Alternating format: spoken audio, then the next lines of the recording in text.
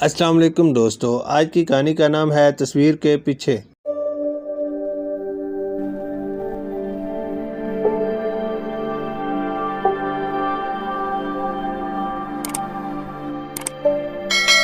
کسی گاؤں میں ایک امیر آدمی رہتا تھا۔ علی اس کا بیٹا تھا۔ علی جب 5 سال کا ہوا تو اس کی ماں انتقال کر گئی۔ اس کے باپ نے اپنے بیٹے کی خاطر ایک غریب عورت سے شادی کر لی، مگر علی نے اس عورت کو اپنی ماں نہ تسلیم کیا اور اسے ہمیشہ سوتیلی سمجھا۔ جب علی 8 سال کا ہوا تو اس کا سوتیلا بھائی پیدا ہوا۔ اس کا نام ارسلان رکھا گیا۔ علی اپنی سوتیلی ماں کو بہت تنگ کرتا اور ارسلان کو بھی ستاتا تھا۔ جب یہ دونوں جوان ہوئے تو ان کا باپ بستر مرگ پر جا پڑا۔ مرنے سے پہلے اس نے علی کو نصیحت کی کہ اپنے بھائی اور ماں کا خیال رکھنا، جائیداد میں سے انہیں حصہ ضرور دینا۔ پھر اپنی بیوی سے کہا کہ اگر علی تم لوگوں کو تمہارا حصہ نہ دے تو میری یہ تصویر لے کر قاضی عثمان کے پاس چلی جانا اور انصاف طلب کرنا۔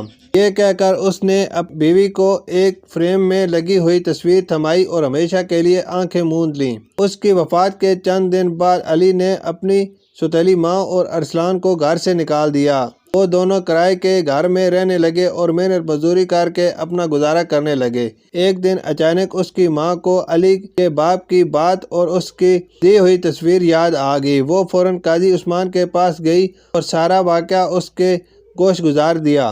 قاضی یہ سن کر بہت پریشان ہوا۔ اس نے کہا کہ کل شام کو کھانے کے وقت علی کے گھر آ جانا اور وہ بھی وقت پر پہنچ جائے گا۔ اس کے جانے کے بعد قاضی نے سوچا کہ مرحوم نے مجھے تصویر کیوں دکھانے کو کہا۔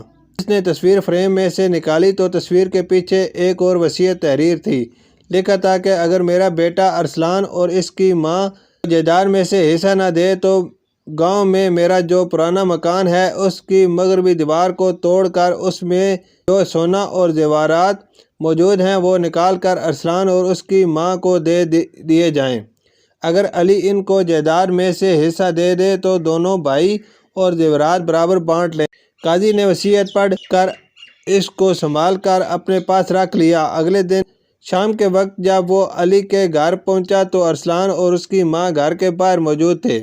وہ ان دونوں کو ساتھ گھر کے اندر داخل ہو گیا۔ علی نے قاضی صاحب کے آنے پر بہت تکلف کھانے کا اہتمام کیا اور قاضی صاحب کی خوب آؤ بھگت کی تاکہ وہ اس کے حق میں فیصلہ سنائے۔ کھانا کھانے کے بعد قاضی صاحب نے کہا کہ تم نے ارسلان اور اس کی ماں کو حصہ کیوں نہیں دیا؟ علی نے کہا کہ ساری دولت میرے باپ کی تھی اور اس پر صرف میرا حق بنتا ہے۔ قاضی صاحب سوچ میں ڈوب گئے اور تھوڑی دیر بعد بولے، میری تمہارے باپ کے روح سے ملاقات ہوئی ہے اور اسے اس کے باپ کی شکل و صورت بتائی اور بتایا کہ تمہارے باپ نے کہا ہے کہ گاؤں میں اس کا جو پرانا گھر ہے اس کی مغربی دیوار میں سونا اور دوسرے قیمتی زیورات دفن ہیں اور وہ چیزیں تم دونوں برابر بانٹ لو، اور اگر تم ان کو حصہ نہیں دو گے تو ان چیزوں کے حقدار ارسلان اور اس کی ماں ہیں۔ علی کو قاضی کی بات سن کر